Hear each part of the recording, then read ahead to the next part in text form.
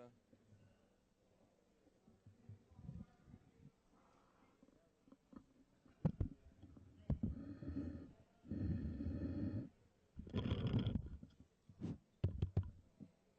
Great. Now let's make sure it was on.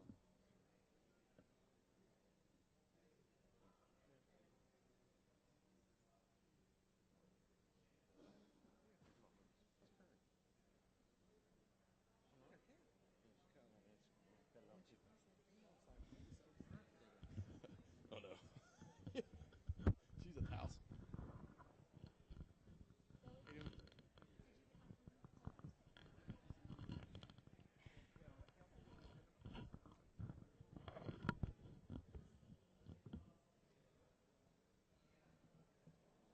Is this on? Miss Bell? Miss Bell? Is this on? Ain't worried. I'm probably missing the obvious. Probably missing the obvious.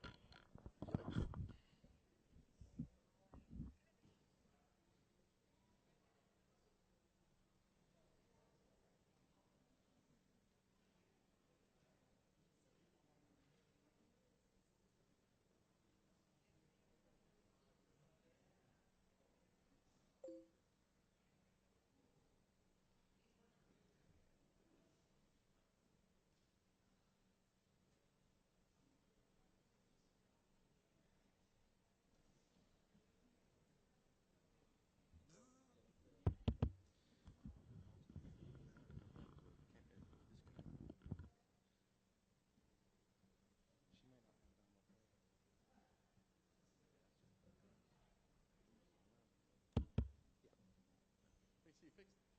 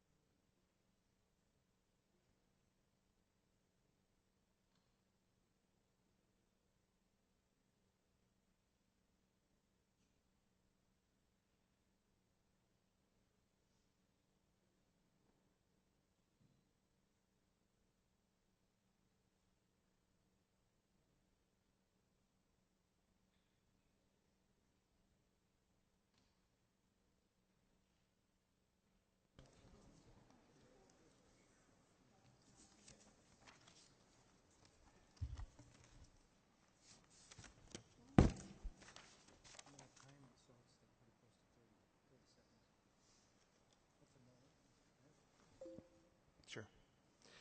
Okay, let's go ahead and call the meeting to order. This is our regular City of Canton Council meeting, June 15th, 2017. If you would please stand and join me with the Pledge of Allegiance and remain standing for the invocation. I pledge allegiance to the flag of the United States of America and to the republic for which it stands, one nation, under God, indivisible, with liberty and justice for all. Mr. Rust?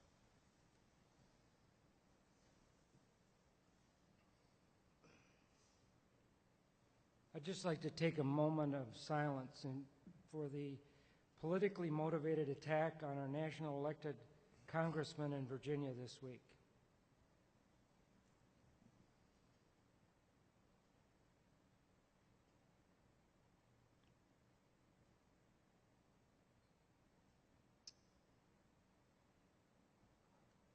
Thank you. Dear Lord, you have been here since the beginning of time, space, all matter, and all that matters. Therefore, you know that what we enjoy in this time and place is exceptional. Thank you for Canton, Georgia. We meet in this beautiful building twice per month to take what you have given us and continue to move Canton forward. In your name we pray. Amen. Amen. Thank you. I'd like to welcome all of our guests and visitors here tonight. We appreciate you being here. First item on the agenda is Chief Mitchell will recognize some of our employee accomplishments and commendations.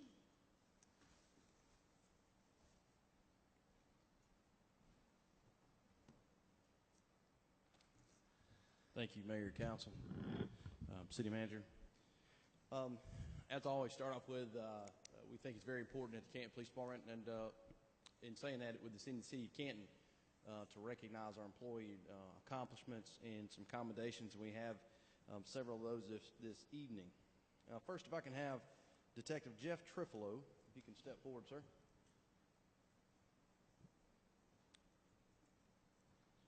Detective Trifolo just completed and obtained his Georgia Peace Officers Advanced Law Enforcement certification. This not only goes toward his career development, but also provides a pay incentive for this accomplishment. For him to receive this certification, he engaged in advanced topics to include report writing, traffic law, crime scene processing, interviews and interrogations, search warrants, advanced firearms, and specialized patrol techniques. Over the course of this additional career development, this program is over 152 hours of training. So we wanted to award Detective Trifolo with a little certificate of completion and thank him for his service here at the Canton Police Department.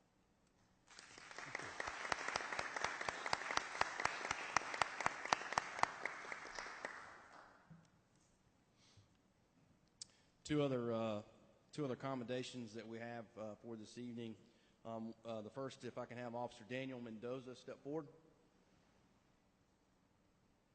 There were several other officers on the scene of this incident, but unfortunately they were unable to be here due to prior and previous engagements. On the night of May 12, 2017, around 1 a.m., officers were dispatched to the Alexander Ridge Apartments, Apartment 104, in reference to a person down. When officers arrived, Officer Mendoza being the first officer to arrive, it sounded like, by updated reports from dispatch, that the person down appeared to be in grave condition. He grabbed his issued AED and CPR equipment and made entry to the apartment and quickly made his way to the male lying on the floor in the bedroom. He was able to pull him away from the bed where he was laying, and when other team members arrived, they as a team, as a group, were able to administer a dose of what we have is called Narcan for the person that was down, and also hooked him up and was ready to deploy the automatic electronic defibrillator. They were able to have him stabilized when medics arrived, and the male survived and was transported to the hospital. We recognized this group of officers, which was Sergeant James McPherson, Officer Christian Cruz, and Officer Daniel Mendoza, who's here tonight, for their teamwork and for their quick decision-making and their professional, their calmness in something that is a serious situation, a situation where this individual was able to continue on and get the medical treatment that he needed. He's already received his letter of commendation and another award for this, and we just want to thank him for his service, and it just goes to continue toward the mindset of the officers here that serve at the Canton Police Department. So thank you, sir.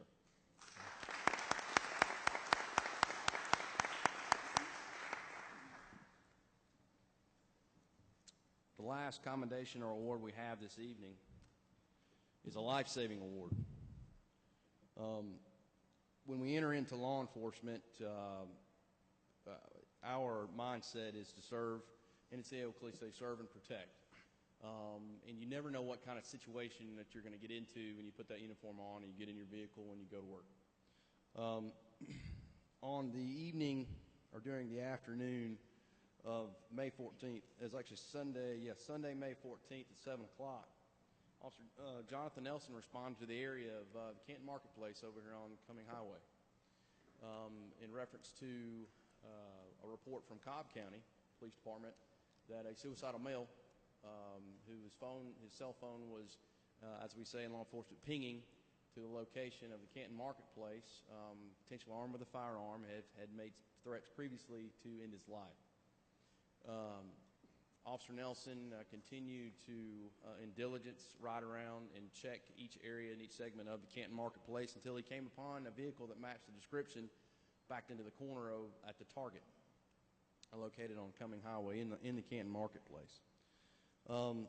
As soon as he called dispatch and got out of his vehicle, he heard very loud music, and when he got up to the vehicle, he noticed that the male was in essence trying to kill himself. He took quick action at that point, was able to enter the vehicle by breaking the window out and get to the male, the individual that was in there, and who had changed colors because he wasn't breathing, and was able to ultimately get the male, the person out of that situation, and began talking to him when medics and backup arrived. In watching the body cam video, my heart rate got up just sitting there watching it. I could only imagine what his thought and what was going through his mind at the time that he was on that call, and the mindset that he had. But his mindset was to get to him, to get him out of that situation so he can live to see the next day. So with that said, Officer Nelson, can you step forward, please? As I said, when we put this uniform on, there's no guarantee what we're going to face and no guarantee what we're going to see. So I applaud him for his mindset. I applaud you for your diligence, and it makes me very proud to serve with you here at the Canton Police Department. Thank you.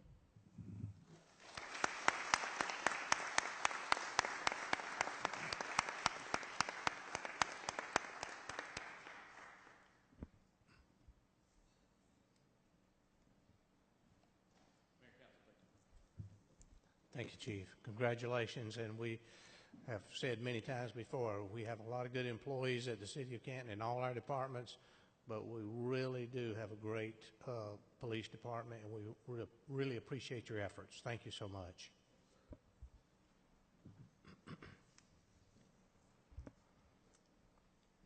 Okay, next item on the agenda is public service announcements. Ms. McGrew, do you have something? One or two. Okay. Pages. Canton Theater Main Street is sponsoring a $1 kids movie series at the historic Canton Theater on each Wednesday through July 5th. The shows are at 10:30 and at 2. Tickets can be purchased at the theater box office 1 hour before the show. The next movie in the series is Kung Fu Panda on Wednesday, June 21st. Following Wednesday showings will feature How to Train Your Dragon on June 28th and will end with Tangled on July 5th. The Cherokee Arts Center is registering children now for Camp Imagine, a weekly summer art camp for children in age groups 5 to 8, 9 to 12, 13 to 20. Call the Arts Center or stop by for information. There's also new classes for adults forming this month. You can go to the website cherokeearts.org for more information. The Cherokee County Historical Society Sunny Side Up, the Poultry Industry in Cherokee County, is the new exhibit in the History Museum. The exhibit focuses on history of the industry that continues to shape Cherokee County today, from its humble beginnings as a backyard industry to its heyday when Cherokee County was the broiler producing capital of the world. The exhibit is located in Suite 140 of the historic Marble Courthouse and will be open through September of this year. The museum is located at 100 North Street. It's free and open to the public, and operating hours are Wednesday through Friday, 10 to 5, Saturday, 10 to 3. Saturday, June 17th, and every Saturday through October is Canton Main Street Farmers Market in Cannon Park. The times of the farmers market are 9 to 1. June 17th, Flippin' K5 and Fun Run at the Etowah River. You can call 770-345-0888 for more information. Check-in begins at 7 a.m. June 17th is a very busy day. Northside Hospital's Movie in the Park, Sing, at 8:50 p.m. in Brown Park. These movies are free to the public, and there will be light concessions available and free face painting for children. June 17 and 18, a Midsummer Night's Dream hourly ultra race at Bowling Park begins at 9 p.m. on Saturday and continues nonstop until 9 p.m. on Sunday. June 21, a novel idea at the Snug. The third Wednesday of each month, 6 to 7 authors are invited to read from their own books. This month, the theme is Mysteries and Thrillers. June 24th, J.R. Cochran, who we know from Downtown Kitchen, is presenting A Night of Laughter, 6. The show begins at 8:15 p.m. at the Cherokee Arts Center, 94 North Street, behind the historic Marble Courthouse. July 4th, the City of Canton and the Thomas M. Brady American Legion Post 45 will partner this year to present Canton's annual 4th of July parade surrounding the Riverstone Shopping Plaza. There is no fee to participate in the parade.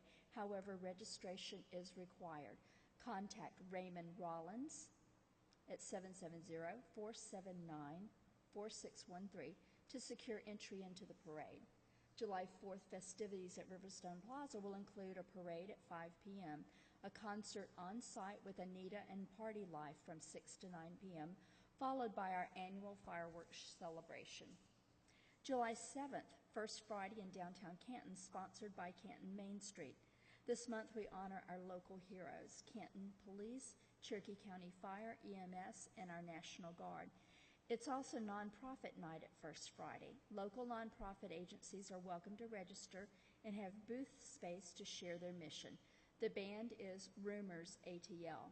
It's a Fleetwood Mac tribute band. I hear they're very good. Thank you. Thank you. Anyone else? Okay. Next item on the agenda, consideration to approve the agenda. We do need to amend the agenda, amend the item 14, adjourn to executive session to discuss personnel matters. We need to add to that and real estate. So we will discuss personnel and real estate matters. Anyone else have any changes or additions to the agenda? Are we going to come back after executive session? Do I have a motion to approve? Motion to approve. Have a motion and a second. All in favor signify by saying aye. Aye. Opposed, no. All members voting for the motion.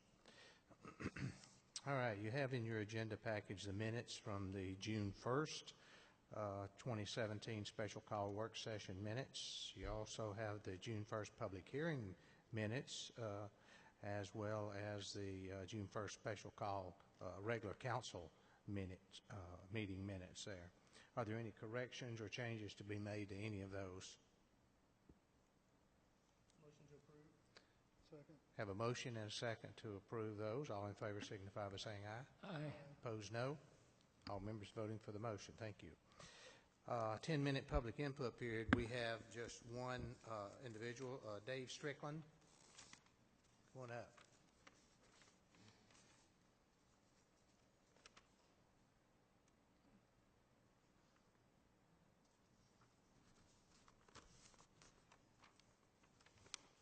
Welcome. What's that? Oh, yes, sure. Pull that around any way you need it.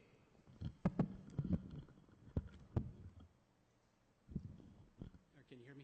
Is that, I ain't going Is to it get loud plugged. You enough? may have to take it out and No. hold it or something. you can hear me. And get as Okay. close as you can. As close? I can get pretty close. Okay. It cuts down on the dancing on this side of the table, you know. I am David Strickland. I'm with the Appalachian Trail District of the Boy Scouts. It used to be called Cherokee Pickens. That was easier to wrap our head around because we knew what those boundaries were, and now it's called Appalachian Trail. You have to explain it. But I'm here with Lee Smathers. He's our district executive. He's our professional staffer for the district.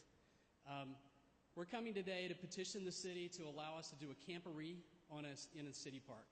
And I want to talk a little bit about that. And I know I've got 10 minutes, so I'll try to keep keep it to 10 minutes. So anyway, I'm David Strickland. I'm the district chair for this event. It's going to be held in October the 13th through the 15th. We have, approached all the normal suspects for places that we would have it, and they're all taken. So we're kind of like up in the air a little bit, and we're trying to figure out what to do. This year is a particularly special year because we're going to be doing the Scottish Games. As you can see, I'm in my kilt, and probably every kid on this field will be in their kilt. I remember, there are a couple of things I remember. I've been in scouting for like the last 13 years. I've been an adult leader. I've had 2 boys go through the program. I've got one working on an Eagle Scout badge. But that we had, I want to say it was like 8 or 9 years ago, the Atlanta Area Council took 12 kids from Atlanta to go to the Scottish Games, the Jamboree. They hold it every 3 or 4 years. It's a big deal. It's a 14-day adventure, and you go over and you spend 6 or 7 days with a family. So some of those kids stepping off the airplane, their next place they were was on the Arctic Circle, right, part of Scotland. And there were kids that were further south, like closer to London in terms of geography. And they had an immersive experience. And then after 6 or 7 days, then they came back and participated in the standard games that they have every single year that's part of their culture, right?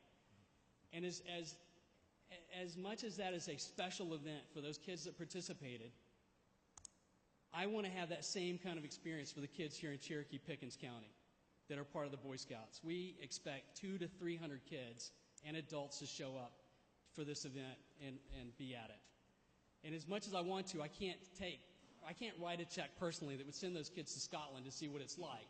But I can make it like Scotland as much as possible here in Cherokee County. It also kind of kills me that every time we do a big district event, we actually have to go to another county, right? We're either in Blairsville at a camp there, we're in Calhoun at a camp there, we're in Covington at a camp there. There's not a place for our scouts to say, hey, this is where it's going to be a public thing, it's going to be a high-profile thing, as you can imagine, the Scottish Games will be. We did a junior event last year for the Webelos. So Webelos are like the last few years of Cub Scouts. It's right before they become Boy Scouts. And we had, how many do we have, Lee? 200 plus kids. Yeah, these kids came from all over. Some were from this county, some were from Marietta, some were from Atlanta. It was such a big deal. And I remember talking to one kid. I was the organizer for that event as well. And this Boy Scout standing next to me, and we're wrapping up some planning. And I looked over him, and he's wearing a scout uniform, and I'm wearing my kilt. And I go, I'm just curious, right? For 5 months, I've been telling you guys I wanted you to be in theme, to make it special for these Cub Scouts. Why did you not wear a kilt? And he goes, I was afraid I was going to be the only one. And I said, look at the field. There are 200 kids wearing kilts. There were kids that were Cub Scouts. It was the only event they went and bought a kilt for the event at $20. So really, what I'm asking for is permission. I'd like to talk a little bit about the event. We're going to have traditional games. It would be Friday night, Saturday, and we'd be out early on Sunday. The games that we would do is a Fells race, which is like a cross-country run. The shiv toss, which is a bag of rope that weighs 15, 20 pounds, and you have to stab it with a pitchfork and throw it over your head, over a bar, and they raise the bar every time you throw it. Very competitive. Caber toss, you've probably seen these in the paper. It's a pine tree that's a couple inches in diameter. It's about 10 feet long, and they have to crouch down and then, see how far they can throw it, a distance. Very competitive. Then we get into some of the more, and I want to talk about that. Okay, so don't freak out yet. Hammer throw, which is pretty straightforward. It's a ball peen hammer, and they get a couple of attempts to throw it. Then the hatchet throw, right, which is it's what it would appear to be, right?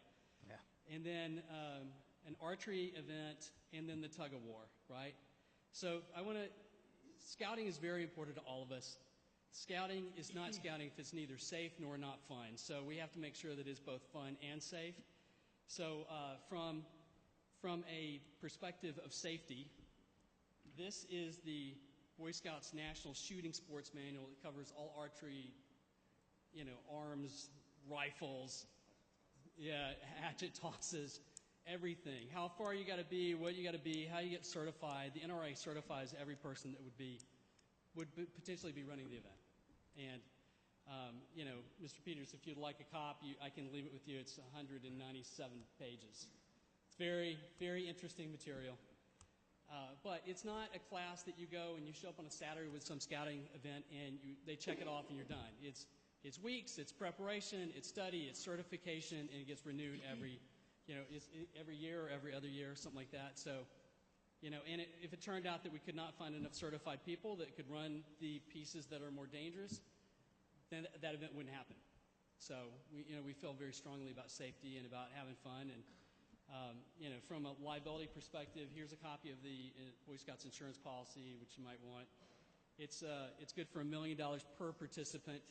So I think you probably would be covered without any extra coming from anybody else. And to be fair, if you ever think about it, it's tough to think of a Boy Scout event where there's been a serious accident. It's because those programs are run so rigidly that there's not room for those kind of things to happen. Occasionally there's an act of God, someone gets struck by lightning or something, but in terms of someone got shot or someone got stuck with an arrow or, they just don't happen. So I just want to, belay any kind of concerns you might have about that. And I realize that the city parks are closed at night and there's an ordinance against camping. It just kills me that we have to take our kids out of the city who live here, hundreds of them, to go somewhere else when they could have an experience and it be a big public thing and have some good public press about it. I'm not sure what else. Lee, do you want to add anything to that? Covered it pretty well. I just want to reillustrate that as the Atlanta Area Council, we strive for lack of a better term, perfection. Like he said, everything is run strict guidelines. We have rules in place to make sure nothing goes wrong, and if it does, we're thrifty. We work through it. We have health and safety officers around. We've got a plan for everything. So this will be 100% safe. All the parents that are there, that are our scout masters and scout moms, like we have one here, they're also in charge of their kids, and they know all the kids, and they keep a tight hold on them, make sure that they're all safe as well. So I'm here to answer any questions about safety or any concerns that y'all may have. We can answer it. Have y'all made an application through at all at this point? I do have the application, but I haven't filled it out pending, what would come out of it. They reached out to us earlier this week, and okay. the only issue that we had was the camping, because our ordinance strictly prohibits camping in the parks. Does that include fires? We would not have any fires for this event for obvious reasons. We talked about that. Okay. Right. That would be the only concern I might have had. I can't imagine it wouldn't be a good thing, actually. But what we wanted to know is if camping might be something the council would consider, then yes, go forward with the application process and get a reservation. But again, it's kind of outside of our ordinance right now, and we know that they're also trying to get things nailed down. So if it was going to be an immediate no from the council, then they could go look elsewhere. But if it's I think camping decision on that needs on camping certainly needs to be on a case-by-case basis. And if it's the Boy Scouts is one thing, if it's another group, it might not be okay.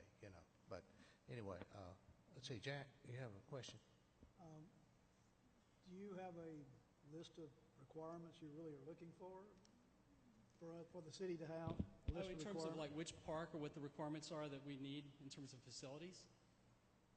I couldn't quite hear you. I said, do you have a list of requirements you're really looking for from the city? I know we've got lots of parks, but many of them are different in what they offer. Right. I'm sorry. That was actually on my sheet, and I didn't mention it. So we looked at 2 parks principally that have enough space for everybody to spread out. One is Etowah Park. It would be probably the easier park to enforce any kind of safety because there would be there's lots of space between everything that would be going on. Bowling Park is another part we could have it in. It would be more compressed because the width of that park is, 40 yards, 40 or 50 yards. The length is fine, but the width is a bit of a challenge for some of the safety stuff. It's not possible, but those would be the 2. We potentially talked to Cherokee County about the heritage, but we were concerned about the amount of road frontage on that side, so we wanted something a little less off the beaten path. So which 2 parks? Etowah River Park and Bowling. And Bowling. Yeah. And I know that about 8 years ago we had a camporee in Bowling.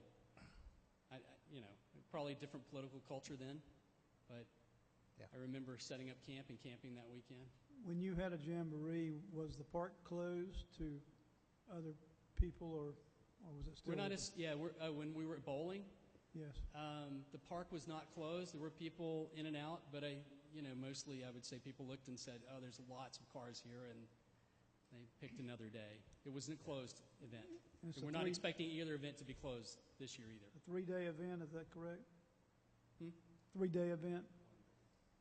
No, it was a week. When we were No. there before, it was a weekend event. So we showed up on Friday, and we were out on Sunday as well. Thank you. Mr. Rust? I just was curious about, are you going to be there all the time except for the race?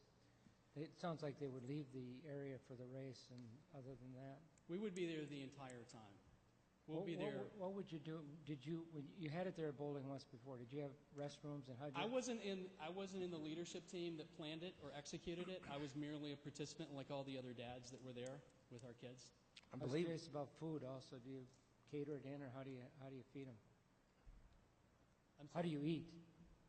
I mean, what? Food. Coleman. Because you got garbage. I'll and use waste Coleman and- grills. I'm sorry. Yeah, we would use Coleman stoves. So they would set up a table in their camp area under a pop-up near their tents, and they would cook on a Coleman stove. That would be the only fire. No campfires, no any other kind of fires. And you. Yeah, there will be no trace that we were You there. need porta potties, I would think. We would Yeah. pay for the last event was probably 4 porta potties for the event. Okay. So Thank you. Mr. Grant? My questions were answered. I think it sounds like a great event, and certainly support the Boy Scouts. My concern would be, though, setting a precedent of camping in the park, because I know we've been approached by other organizations and nonprofits. And it kind of reminds me of back when we had the city stage and we allowed nonprofits to use it, and then we got put in a position of, well, you can, you can't. You know, your organization is worthy, yours is not. And so it just concerns me going forward that, everyone would have a strong case of saying, well, you let the Boy Scouts do this, why not us? And so I question that, and that would be my hesitation. Nothing about the event or the safety. I know you guys would take care of that. I wish we had a camping park, but I don't think we do. Again, my concern would be the precedence going forward and putting this council in the position of having to choose who was worthy or not. So. And one of the reasons why I push bowling park more is that, given the events that are going on, we did spend a lot of money on the turf at Etowah River Park. And so, if you're tossing logs and things like that, it may be a little bit easier on the landscape at bowling than it would be at Etowah River Park, for instance. I was going to say that, too. If we did give a special compensation, allow this, I would see the only part that we could do would be bowling. But, again, I worry even about that precedent. So. I believe Judge Mills will be out there to keep the law in order, which is always a good thing. he will. I don't know if anybody got a phone call from him last night, but I tried. Okay. Sure. Come on. Well, just in favor of the Boy Scouts and your concerns about the park, one thing that hasn't been mentioned is their dedication to the environmental impact. They're very strong on leave no trace. So even though some of the events might sound like they're going to tear up turf, we always do 110% to leave a place better than how we found it. So that would be Thank you. it's not a special concern. That's what we do all the time, regardless of what our event is. Thank you. Yeah. No issue with garbage or abuse of the Okay. Well, we will have that. You got something else, Billy? Well, one thing I think that we could do specific with the Boy Scouts is that, we basically already have some type of partnership agreement with them. They have gone out and helped with trails and things like that specific to Bowling Park. I think what we could do in that instance is say, the reason why we're allowing that group to camp is because there is a provision of service from that group as well. It's not just a group coming out to camp, or it's not just a special event. It's a relationship that we already have in that area as it relates to trails and things like that. You know, we could qualify it too, any organization that's been in existence as long as this one has, you know. I mean, you wouldn't just have any Johnny-come-lately be able to Right. do it if you qualified it in that respect. But, Mr. Young? Well, that was one point I was wanting to make too, is and emphasize, is this a track record? So if someone comes in wanting to camp, they have to be able to demonstrate that they're worthy of an exception, that they've earned their ability to trust them to do the right thing, which the Boy Scouts have, and a lot of organizations that haven't done it in a long time wouldn't. So that helps with the qualification, I believe. So it sounds to me like y'all were okay with them moving forward with a special event application to go before staff, and that y'all And might then- not. then it would, I assume it would have to come back here. Yeah, we would have to do bring it that. back here, Yeah, sure. but we could do that in the month of July and get everything hammered out between now and then. Yes. Okay, thank y'all. Appreciate Thank it. you. Okay.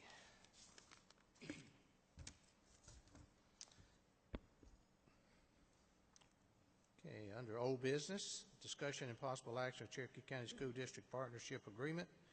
Mr. Peppers?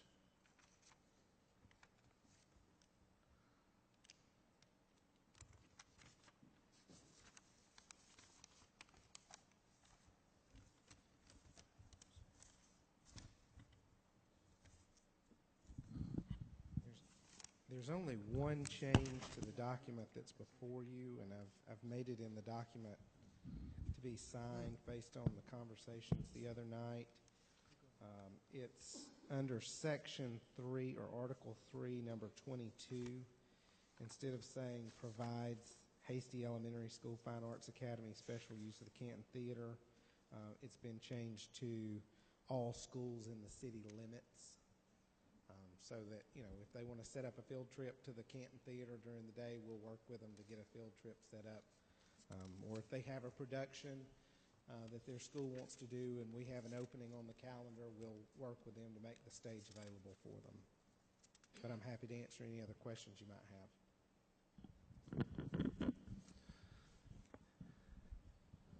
Anyone have any comments, thoughts? My only point and concern here is that the school board will do 10 things and city will do what, 24? And no, 24. And seems like a little weighted partnership there. And under item 3, particularly, continue to allow the city use of school system facilities during local civic events and for purposes such as utilization of facilities, waiving the rental fee as detailed in the school board's use of system facilities. I really would like to see that tightened up a little bit to where that it would allow us the utilization of certain properties like gymnasiums during periods when the school is not in session. But that's just me. Well, I'll give you a perfect example. For 4th of July, the parade this year is being moved from downtown out to Riverstone because that's easier from a logistics standpoint. We're going to have a concert out there as well. In that, we reached out to the school district and they've okayed with those people who are going to be in the parade parking at Teasley as part of that event. So I think it's more of, we just got to tell them what we need and when we need it, you know. And if it's open, just like our facility, if our facility's open, then we'll work with you to let you use it, you know. But in the past, we haven't necessarily had a track record of asking the school district for X, Y, and Z throughout the year. The old agreement only had 15 items that the city was participating in. But after reviewing the old agreement, they lumped a lot of things together. And also there were some things that the city was already doing for the school district that weren't itemed out. In my opinion, if you're going to have a partnership agreement and you're going to tell all the things you're going to do, you really ought to put all of those things that you're doing for the other partner in the agreement. So that's what we've tried to do in this agreement. Ms. McGrew? Thank you. How long is this agreement good? This agreement is for a one-year period, but it has auto renews for 5 years. So basically, it's 6 years unless somebody stops the agreement. So in a year, we could renegotiate. Absolutely. Well, my feelings about working with the school system are that I'm completely okay for it to not be balanced and for us to be contributing as much as we possibly can to the future of our society. It also says we allow the school board the use of bowling park facilities during the school district. It doesn't really give us the opportunity, I don't think, for specific planning ability for utilization of gymnasiums and so forth during summers and so forth like that. That's the only concern that I have. But I mean, it's, you know, we allow them use of our facilities, specific facilities. Mr. Graham? You think we could negotiate that on a case-by-case Well, then- situation, Well- by need? Well, I think the difference is right now when they want to use our facilities, they're basically, unless it's an agreement for parking during the day at Bowling Park, they're coming to us and they're filling out a special event application. We're just waiving the fees associated with it as part of this agreement. And if they have any damage, we're waiving the deposit as well. If they damage it, they're required to fix it. But they're giving us notice of when they're doing those activities so we can schedule them. The problem that we've had in the past is they've tried to have, say, a cross-country meet out at Bowling Park, didn't schedule it with us. We had another event out there, and 2 or 3 weeks before the event, they come in and say, oh, by the way, we have a cross-country match out there. Well, sorry, we've got the park rented for somebody else. So we're trying to encourage them to go through that process so we can get any of those activities scheduled out in advance so there's not that conflict. They don't necessarily have the same system set up for use of their facilities. But, you know, if we want to do something, we just ask. Mr. Grant? I was just going to say, if that's the way it's working now and they're applying for special events permits, shouldn't we have that in this agreement so that they're required to give advance notice? So I mean, is that in here? So, for instance, what we've said in here, last year they came to us and they said, you know, we'd like to utilize some of the field space for the marching band to practice. Well, the old agreement said that we would work with them on that.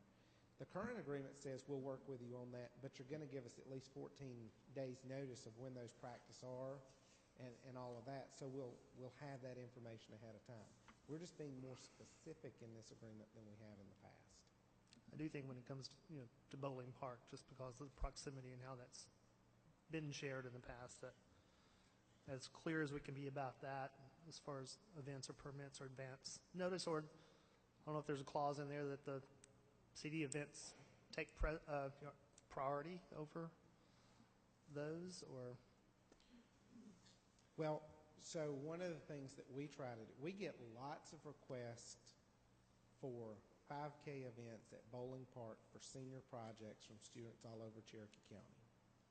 So one of the things we try to do is when a student comes in to put in their application for their event, we try to give preference to those students who go to Cherokee High School because we know they're very close to being Canton residents if they're not, you know. We've had students in the past from Sequoia try to do events out here. This allows us to say to the school district, let them come through you for that application. Let them come through you. Let you be the one to tell us which of your students are going to do their senior projects out here, so that we can work it that way. But I mean, in the past, we haven't been canceling events for their use. We've just been able to say to others, look, there's going to be a track meet out there. You know, So in that instance, if the students go through the school system for their senior projects at Bowling Park, does that mean we wouldn't be aware of those dates, or would they still have to apply for a special permit? Process, but we're going to make sure that we know it's associated with that high school. I mean, I don't think we need to be giving up our space for students in Woodstock. You know, Right. I think the first priority for our park should always be for the people who live here, and so that's why we try to be very specific in this agreement that it's with Cherokee High School. on those spaces, or it's with the schools within the city limits on the use of the theater.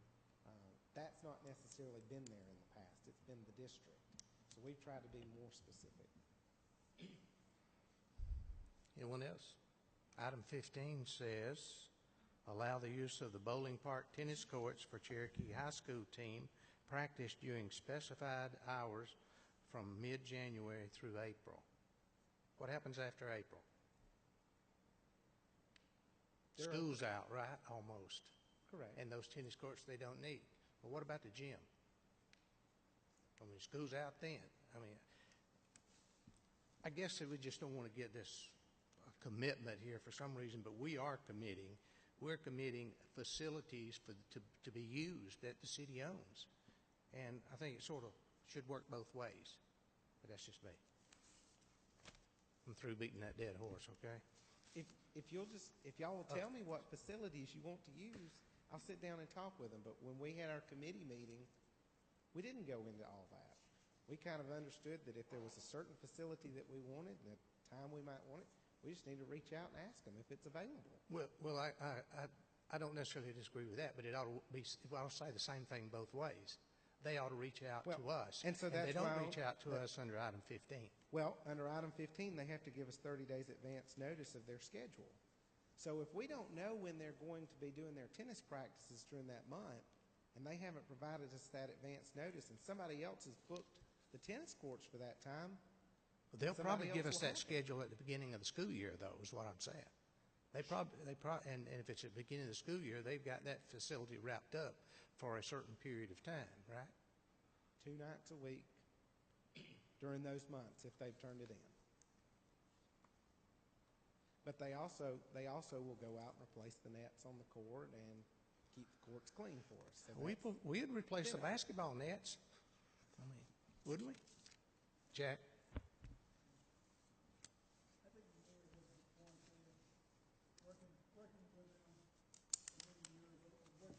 Working with them many years over there, I think the mayor has a good point. I'm sure they'll work with us, but we really kind of need to get it in writing up front, like they're getting it in writing from us. They've been good partners as long as I've been on this council. But, you know, it's good to have it in writing. Hey, we're doing all this for you. You say you're doing this for us. We tell them up front what we need. I agree that we don't get use of the gym, for instance, because they have a lot of programs over there in the summertime that other people are using. Well, maybe we want to use them, but we just haven't either asked for them or we haven't gotten permission from them. But I think if we did this up front ahead of time, we could solve a lot of this problem. And, it'd help us offer more to our citizens, too. Sure. And like I said, if y'all give me a list of the things that you want to do, we'll be happy to ask for that. Yeah, I agree. Thank you. Anyone else?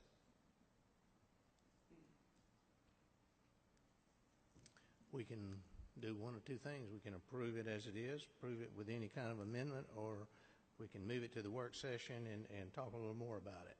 It's up to you. I'd like to make a motion that we move it to a work session and get some input on it and see what other people think about it. Okay, do we have a second? Second. Okay. All in favor signify by saying aye. Aye. Opposed, no. Okay, motion carries. Put it on the work session. Yes, sir. Next item. Discussion and possible action of 10-year update to Canton's comprehensive plan.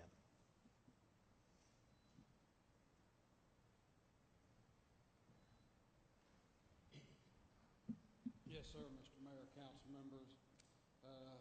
We did have the beginning of the process public hearing 2 weeks ago in regards to the startup for a comprehensive plan.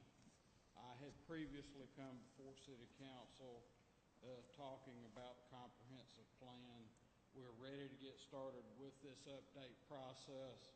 First thing that needs to be done that we request City Council action, guidance, decision is relative to the stakeholder group.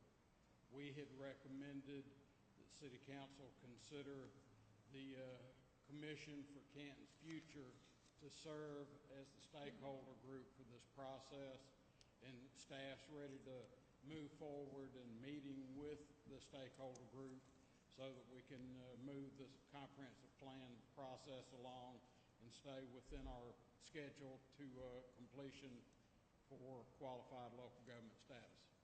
Okay. Anyone have any comments on that? Mr. Grant. Just a question on those, and I'm fine with the commission on the future serving as the public input. Would those sessions with them be open to the public as well? Yes. Okay. I think it, We've as long as we give the rest of the... There's additional public outreach that is going to be a part of this whole process, but part of the minimum requirements from Georgia Department of Community Affairs is an identified stakeholder group that we will meet with on a monthly continuing basis throughout this whole process. But we plan to have some things at some of the first Fridays. We're going to do a citizen survey later on in the year, and some other things relative to public outreach and public input besides just the stakeholder group also. Okay, thank you. Mr. Young. Is there a specific number of stakeholders we have to have? No, the state does not specify a number. When we went through this process in 2008, 2009, the council members each appointed 2 members for the stakeholder of the committee, and the mayor had 3 appointments for a total of 15 members on the stakeholder group. And have the mayor's commission, I think, is a little bit larger than that, if I'm not mistaken. Wasn't that about 40 people? On which one you're talking about? On this? I think it was 21. 21. I'm trying to figure. I think each one of us appointed, each council member appointed 3. Is the way we ended up working that. So there was a total of 21. Each council member and the mayor appointed 3. I guess I was just wondering if the people that served on the vision committee don't want to serve. Do we need to appoint replacements for them, or are we going to be satisfied with the number that we get?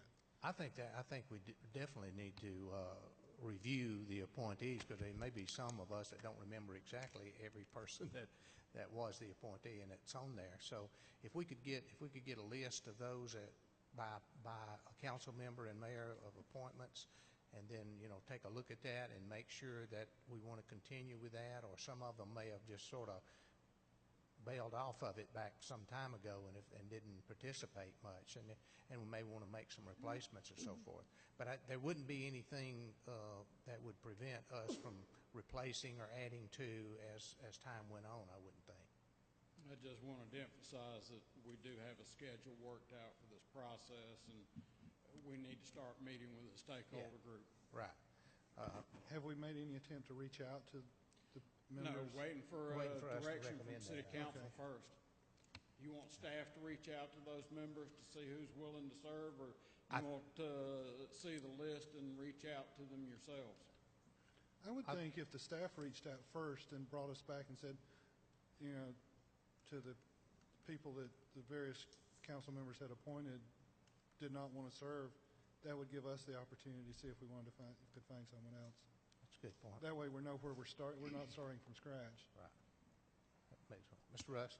I think Ben Key was the last chairman of that committee, and he was my appointee, but that committee felt like it kind of faded away. So I think it's real important for us to go back and revisit our appointees and see if they're willing to serve, because truly there wasn't, we couldn't really we tried to get our final report before our retreat up in Ball Ground. I've been, I don't know, why can't I think of the name of where we went? Brasstown Ball, but we really had a hard time getting that report. I think we got it a few days before he left for that. So it seemed like that committee had fallen apart, truly. So I think it's real important for us to just revisit our appointees. So somebody needs to get us the list who our appointees are, and then we have to touch base with them and see if they're willing to do this. I would agree. I think if we can get the list, each council member can look at the list, and if they're satisfied with what's there, ask the staff to reach out to those individuals. Or if a council member wants to replace one, or make sure that they've got the 3 that they want on there, and then ask the staff to verify with them that they would like to serve in that capacity. Does that make sense? Yes, sir. Okay. Good. Need to move this Okay. along. What we need probably is a motion to utilize. I'm sorry. Okay. Ms. McGrew. Thank you. One of the criteria to appoint someone on that commission was that they be a resident of the city. Yes. And that was 3.5 years ago. I know 2 or 3 of the people have moved outside of the city now. Would they still be eligible for this portion, or would we want to consider city residents only? Well, it'll certainly be up to the council, but, I think you ought to be a resident of the city in order to participate on that particular one. I mean, we have a lot of committees that you don't have to be, certainly. But planning the city's future, I think it's important to me, at least, that I'll be city residents. If someone might have moved out of the city but still has a business in the city, that type of an interest, I think that would be acceptable. The stakeholders should be a broad consensus across the community: realtors, educators, citizens, professionals, that sort of thing. So I would think that if some of the people that might have possibly moved outside the city limits, they still had a business interest, that they would still have interest in comprehensive planning for the city of Canton and the future for Canton. That's a good point. Mr. Russ? Did you have something, Bill? Who's next? Yes, I was just going to say, I think you said it.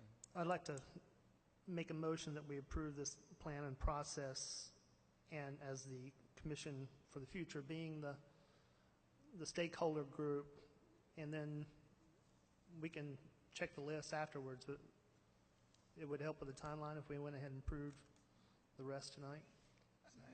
I have a motion and a second. I'd Mr. like Russ? to ask you, Bill, if you'd consider modifying your motion only to include residents that are outside the city limits but have a stake in the city in terms of some sort of business, to be included or possibly included on the commission.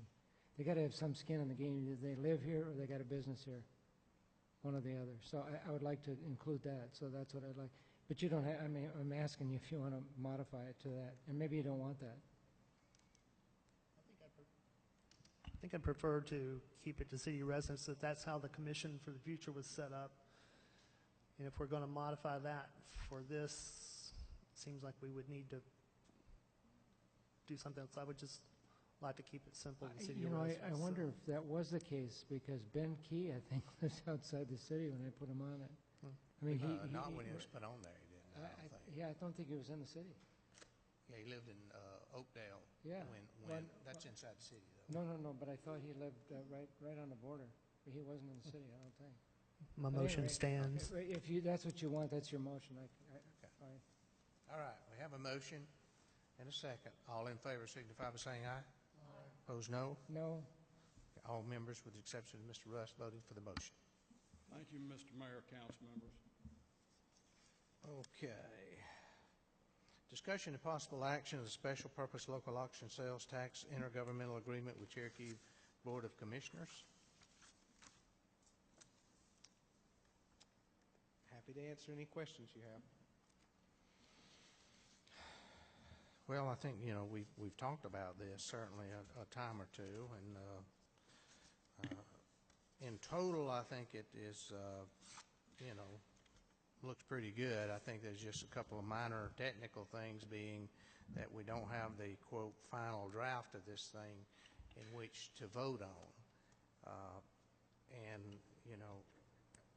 while it doesn't say that, or at least as I read it, some of the cities do not have their allotment of dollars to various areas shown. And to me, by signing this agreement, we're signing that we're technically agreeing with what the other cities are doing as well, I think.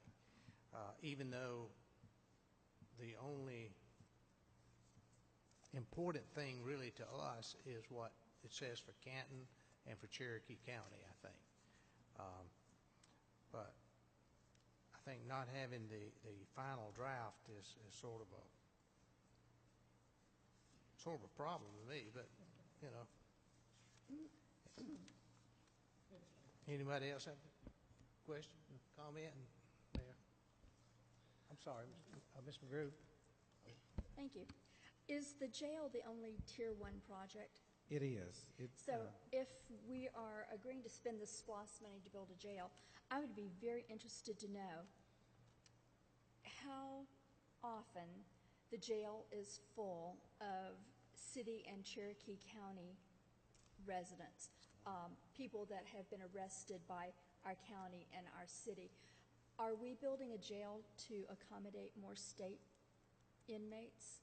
No, in fact, right now we get an inmate report basically every day, a census report. Chief Mitchell sends it to me, and, originally, we were getting the emails about the jail being overcrowded and, how many inmates were being billed to the city of Canton. They weren't technically being billed to us. How many were there because of the city of Canton? And when we went back, I think at one time it was 42 or 45 a day or what have you. When we went back and we went through our court records and pulled out all of those who were awaiting trial in state court or superior court or might have been arrested in the city of Canton but weren't ours, the total amount of inmates percentage-wise in the jail that were there from the cities and were there being held on charges by the city was like 5% of the total population of the jail. The majority of people in the jail are not state prisoners either. I think they have anywhere from 5 to 12 inmates at any given time that are state prisoners. Additionally, the number that are being held there for ICE, for immigration customs, 20 or less at a time. The majority of those that are there serving a county sentence, or they're there being awaiting a court hearing in the county courts. They are county arrests, correct. How serious is our police department for making arrests for kind of nuisance, frivolous things? We try to release as soon as we can because, you'll have an occasion where somebody, and Chief can answer this probably better than I can, but you'll have an occasion where somebody will fail to appear in court. Maybe they get arrested on another issue by the county, and it'll show up as our particular warrant. We're trying to look at the process of doing fingerprinting for those failure to appears here at City Hall as part of the court date, as opposed to having to send them over to the jail, then being booked into the jail, wait to be fingerprinted over there, and then be released. Most of the ones that we have in there are in there for more severe charges. How many people does the jail hold? Depends on who you talk to. Let's go with, how many beds does it have? I believe it was originally built for about 525. The expansion, I think, is to take them to 1050. They currently have about 660 to 680 in there. Okay, and over and above 525 to the 600 plus, why are they there? Well, even though it was built for a certain capacity, they still have bed space that goes above. Right, but that I mean, capacity. are they county arrests? Are they Yes, it's inmates all brought from the state? I just want to be sure we're not building a bigger jail to house state prisoners, because No. I know if we have space in our jail, then the state can bring us more prisoners. And I don't want to spend tax dollars that could be used in the county for roads and infrastructure on a jail. No, I think everybody agrees that there's a need for an expansion at the jail. And I think if you look at where they're at right now and the fact that it's going to take several years to do that expansion, when it opens, the majority of the beds in that jail are going to be based on county use. Thank and you. city use. Mr. Rust? I'm sorry. Go ahead. Go ahead. We have no facilities at our jail for overnight. Correct. Everybody end of the day. Everybody at the end of the day has to go to the county. Yes, we don't have a jail. We have some. Oh, we what I have a would call holding pens. plant. booking. And our intention, if we ever do build a new police station, is also to similar. Correct. We don't want the liability of jail space. So when we put somebody in, we're just holding them until they go to the county. Correct. And then we also, on top of that, pay 10% of the fines to the jail fund, to the county. 10% of everything that collected goes to the county jail. Correct. Thank 10% of, well, there's a few certain fines that don't go to the county jail, but the majority of our fines do go to the county jail, 10%. Thank you. Mr. Grant. Yeah, so just a couple of comments. I agree with the mayor that if we don't have the final draft, I see how it's impossible that we can vote on the final draft or vote on it when we don't know what the final issues are.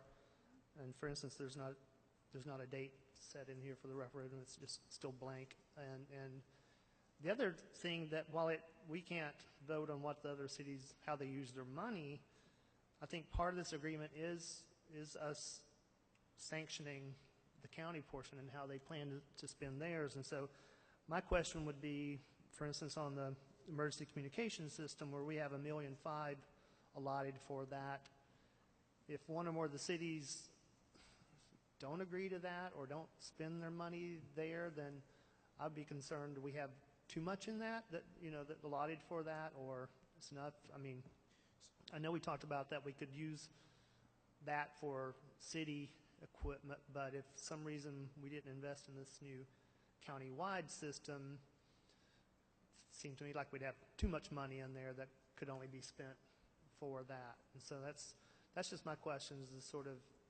number one, we don't have a final draft, so I don't see what we would have to vote on tonight. And then number two, on instances like that, if one of the other cities says they're not going to participate in that system, I know it was originally a tier 1, I think, and moved down. Where does that leave us? So. First of all, I'm just as frustrated with you that we don't have a final draft. And I think the other cities are as well.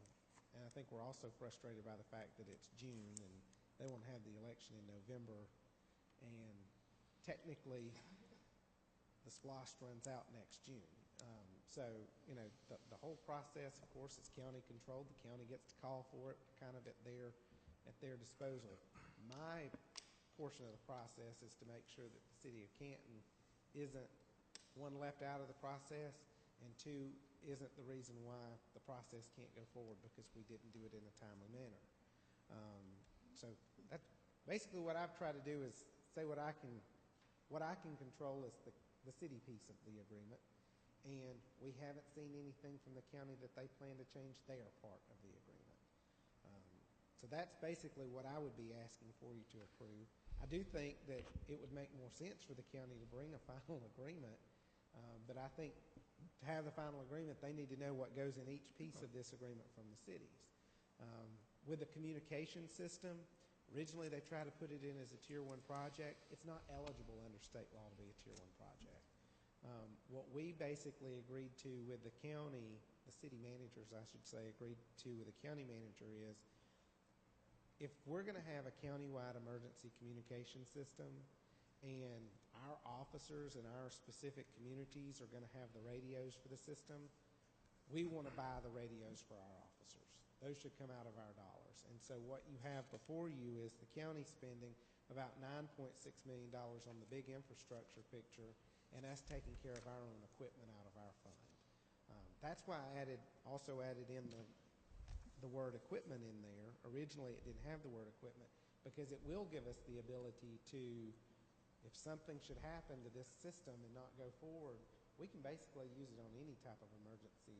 Any public safety equipment? Okay. If we wanted to put a siren on the face of the dam, we could do it. Or if we wanted to put up additional tornado sirens, or we needed new radios for our vehicles, we could consider that as part of that expense. And I think your other comment that you don't expect the county's list to change, but we have no guarantee if we vote on this that that's what we're voting for. But I mean, I would like to suggest if it makes sense that we wait to vote until we have the final draft, and even if we have to call a special meeting for that, I know we want to support it, but I think what would be appropriate is for council to approve our section of the agreement so that we can transmit that over to the county to be added in with everybody else's sections of the agreement and bring back a final agreement for the council to approve with the mayor's signature. Does that seem like a fair approach? Yes, or the other alternative would be say we approve this agreement, and if there's anything changed, you got to come back. But Holly Springs could not approve this tonight if they had this, could they? Fall Ground could not approve this tonight. Waleska could not approve this tonight if they had it, nor Nelson could not approve this tonight if they had it. It is just not complete. And we'll be approving something that they couldn't even approve if they had the opportunity tonight to vote on it. Seems to me like. Right? I mean, they've got, there's so many blanks in here. We had the discussion yesterday when I know we we were in did. a workshop with the other city managers, and they're in the same boat that we are. Unless the county's going to give us a final agreement, it's hard for us to get it approved. But at the same time, we also understand that as cities, if we want a portion of the funds, we got to be a part of the process. So if council is just okay with approving our specific paragraph of the fund, those are our dollars to spend. If you're okay with those dollars, approve that tonight. We'll send that section on to the county and say, hey, we approve this section, and the basic terms of the agreement, plug ours in and plug everybody else's in and bring back a final agreement for adoption. I'm okay with the city's portion, but even if we do that, we're still going to have to come back and vote on the final one. Correct. Probably in a special called meeting. I assume you want to do this before July. But does it help to get us anywhere or save time? Or I mean, I'm okay with In years past, the our county city has- portion based on what we know now on this agreement, but if it comes back something different, I may not be okay, but we would still have the option to approve the final. We could still tweak our portion if we wanted to at that time. I mean, I technically think if you approve the agreement as it is tonight with the understanding that that the other cities are going to add their things in, when the agreement's finalized, it comes back. If the agreement's the same, except for those changes with the other cities actually spelling out their money, it'd be okay for the mayor to sign because you're okay with that. We're really only allocating our portion of the funds and the basics of the agreement that are outlined. Billy, would our approval of this tonight, our section of this, precipitate or potentially precipitate resolution of this agreement? I think so. Well, then we should try to do it, maybe. I don't know. Does,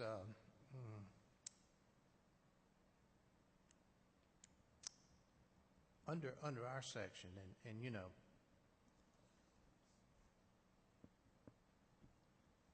I've got a problem with signing that a document that was incomplete. How long do you think it would take to get the final draft from the county? I don't know. I mean, we've been asking for the draft for a long time. They're going to get that to the cities. Correct. Because they want the city's participation in this. Oh, absolutely. They're not going to walk. They're not going to walk on this and say we're going it alone. I think if we were to go in and we were to say we voted and this is our section of the spending and this is what we want added into the agreement. This is how we approve our section of the spending. And bring us back the full document for us to approve. I think that's fine with the county. right. Or you can, I mean, you can build in the ability to sign later. Obviously you can't sign this one. It's not complete. But if the council agrees to these terms, you could approve the terms and authorize the mayor to sign an agreement, a final version that is this. If something's changed, you'd have to come back and vote again. But if they present you this, I mean, the date of the election, is that something the city council is going to care about? I mean, it's going to be whenever it has to be under law. Other cities fill in. Is that something that you're going to care about once we have that information? If not, then the rest of the terms you'd be approving, authorizing the mayor to sign in the future, not this agreement, but one that's complete. After the county's approved. I mean, that's what I never have understood about this, is the county should be approving a version and then sending it out. But dealing with some cities who aren't as responsive as Canton is about getting the pieces in. But that would be another way to do it, is just authorize the mayor to sign after further review, as long as it meets this version. Otherwise, you just say, we approve our portion and bring us a final version to vote on later. So then, under that circumstance, essentially there'd be two votes. All we'd be doing now would be approving just Canton section and the total amount of money that we would be getting, right? And the framework of how the percentages are divvied out, and that this is a level 1 project. And as long as they don't change anything, we're okay with this. If they decide to come back with a more expensive level 1 project or 2 level 1 projects, then they're going to have to change how much the revenue is going to be, how the division of the percentages are. So any one change on their side is going to make significant changes throughout the document. I got one other comment that I have to make, okay? And that is, after, 10 years ago, the city had an awesome amount of debt. And we have worked, this council and other councils have worked very, very hard to reduce that amount of debt. And under item 6, under the projects owned and operated both by Canton, is debt service for such projects.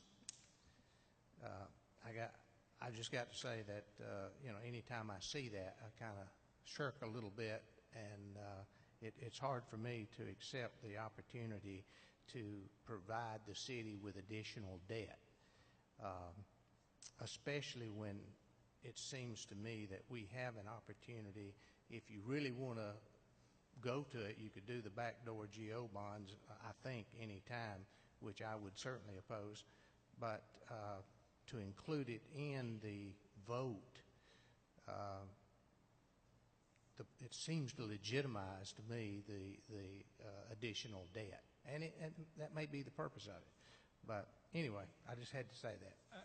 Mr. Russ. If I could address that. I thought we talked about that in work session, and basically I think what we're trying to do is give ourselves the flexibility if we need short-term funds to be able to do that.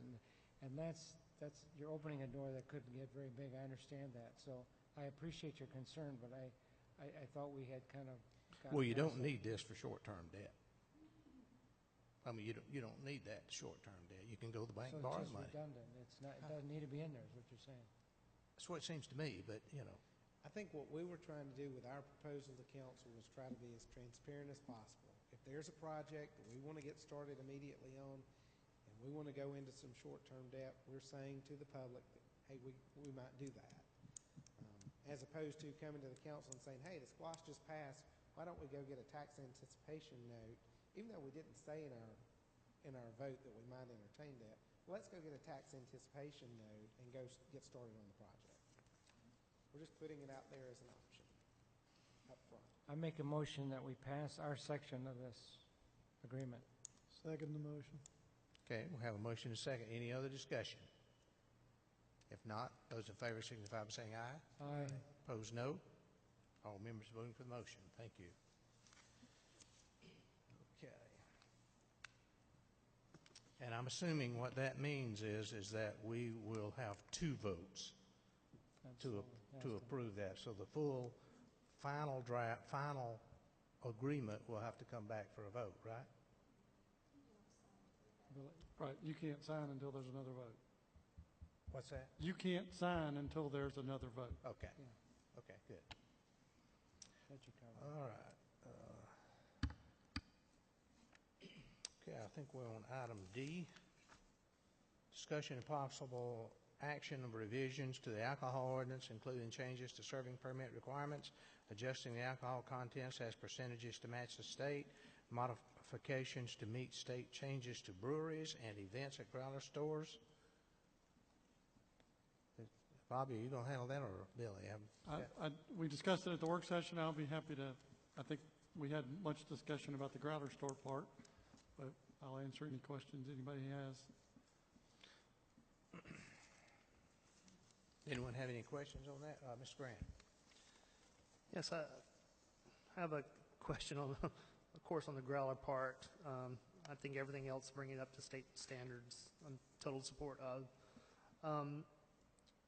And I know that this portion, as I understand it, would allow them to have 6 events per week and sell pints 6 days a week instead of 2. But then this says, that this doesn't say that they can sell pints. It says they can sell admission price. And it also says for donations for a charitable organization. Was that in there before? Was that in the previous one? Yes, the only thing that's changed is the last sentence, All right, allowing so for the 6 in the historic district. as I heard our growler shop owners present their case, it was to help their business and grow their business and their profits. So I don't believe that currently the money is being given to charity.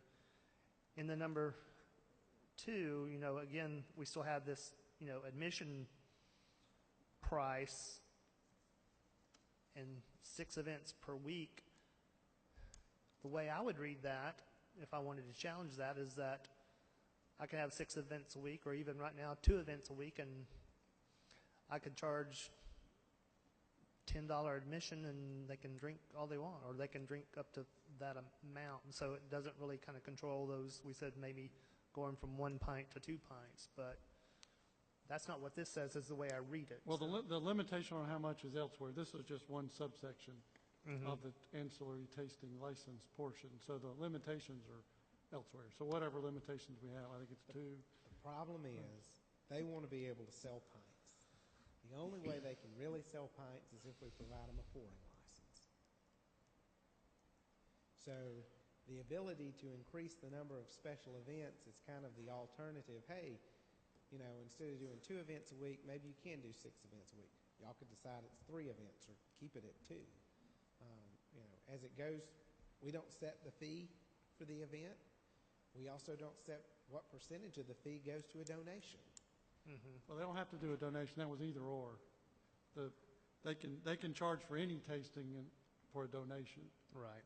But It says may accept, okay. Right. Well, I again, being a very open-minded person, when we talk about transparency, this to me, like we're voting on something, but we're not really voting, on exactly what, to me, this is just wide open. And I don't mind considering something different, but I know we have made some concessions to the growler shops, which I've supported. But those concessions were as a package store, as I understand it, selling packages. And then we allowed this event in one pint. So we're getting close to basically sanctioning pouring without a pouring license. To me, that would be a better option also, but then we would still have to, even that, to grant them a pouring license, we would still have to make some exceptions For food. for food. But so. one thing you already decided to let them do it. You just let them do it 2 times a week. Right. So the only change for this was to make it 6. So think you'd already made the decision to let them do it. If you want to take that back, we could do that. But The issue that we have is that we have a specific business model that is handled so many different ways across so many different communities. Is that a fair assessment? everybody's dealing with this issue. And so, you've got some communities that truly do have bars, and they don't have a problem at all with these groups pouring. And you've got some communities that are okay with hybrids because it's just beer and there's no liquor associated with it. One of the things that I thought of the other day is, look, if they want to be able to pour, it's much cleaner for us if we just allow them to pour and not guise everything as a special event. But just like we do with our restaurants where we have a percentage of food that's associated with the pouring on sales, why wouldn't we with a growler store say, look, you can pour, but you can only pour and have 25% of your gross sales on an annual basis come from pouring. The rest has to come from package, because that's really what you are as a package store. Right now, we're saying you can have special events, and that's where you're going to get your sale of pints, even though you're disguising it as a admission fee, and the rest of your sales need to be from packages. I mean, I would tend to support something like that, as you say, cleaner. To me, this isn't clean right now, but that does set some limits on it. It's an exception because, the growler business is an exception. And I think, the state still hasn't, this is where area where the state hasn't caught up and everyone's dealing with it. But I think we could, set our own limits, and something like that would make total sense to me, and I think would actually give them more flexibility of how they wanted to do that, and without saying you've got to have this special event, a book club or, album release party. It could be or Wednesday. It's a special event. So to me, I would be more in favor of that. And again, all the rest of the stuff bringing up to the state code makes sense to me. I don't know if we could approve that without and taking Article 5 out, so we could, and if you could maybe come back with a recommendation of something, as you just stated, of a percentage. We put that one specifically in there for discussion purposes because it's come up at the last couple of council meetings. So while we're making all these changes to the alcohol ordinance, let's get this item discussed and figure out what we want to do. And I think we do need to take it off because obviously there's not any real consensus on anything. But one thing I did want to say, the way the state is dealing with them now is to essentially say you can combine a package and a consumption license at the same location. That's a change. For decades, we thought you couldn't do that in the same place. So that's how the state is okay with it. So other jurisdictions that don't have food requirements, it's a fairly easy solution. Just make them get a pouring license. Places with food requirements is where you're having a hard time dealing with, like we would have, and so we need to think that through. So the motion would be to approve the ordinance except Article 5, and then we'll change it for the mayor to sign that ordinance. Yes, so moved.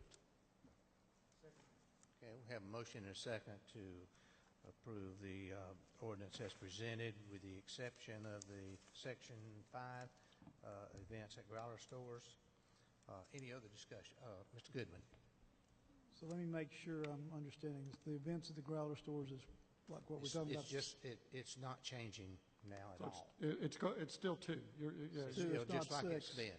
Okay, it's not 6. Okay. That's what No change. Anyone else? If not, all in favor signify by saying aye. Aye. Opposed, no. All members voting for the motion. Thank you.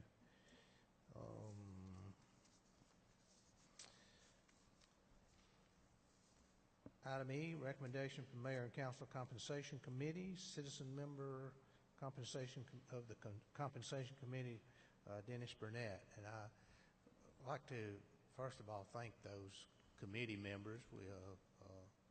Sean Farilla, I don't know, he's back there now. Okay, I'd like to thank he was on that committee, as well as Dennis Burnett as citizen representatives. We had Ferris Yawn, Councilman Rust, and Councilman Goodwin was on the committee and met several times. So Mr. Burnett is going to make the presentation now. Okay. Thank you. Mr. Mayor, the committee produced a document for the mayor and council's consideration.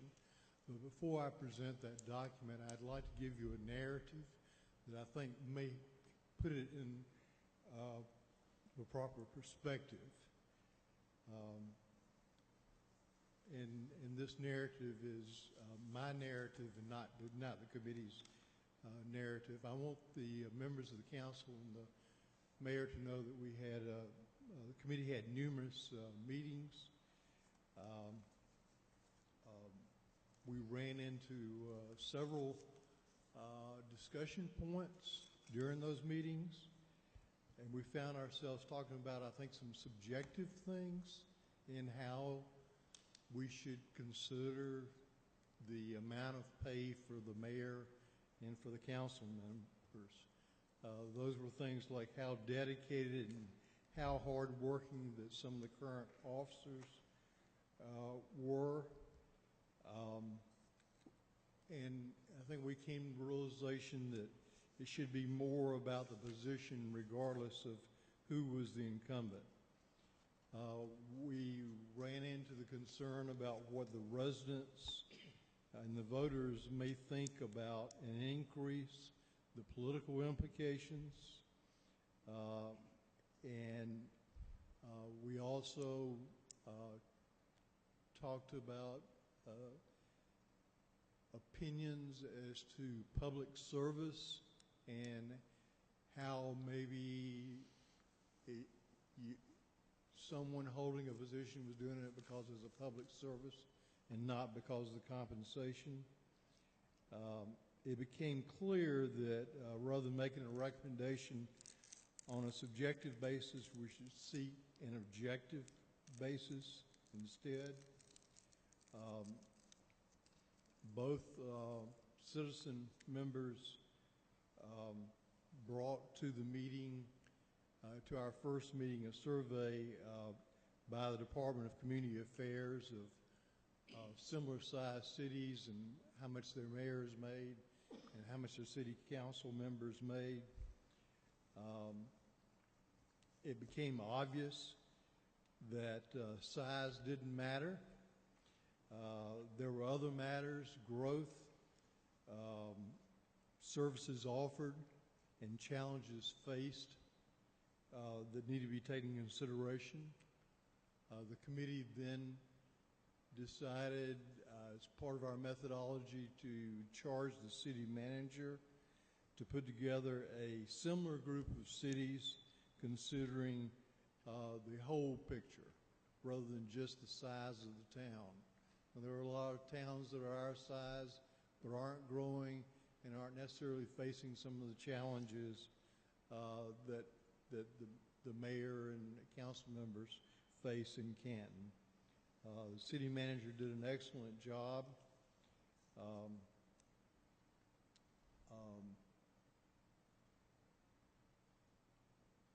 I think that we decided that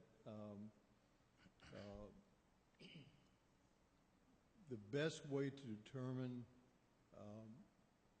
the salary levels or the compensation levels of the office holders or the positions rather was by following best practices. And it's our wish that, in my opinion, it is our wish that we have set a precedent now with adopting a methodology to use so that we future endeavors to review the compensation levels will be based on objectivity rather than subjective considerations.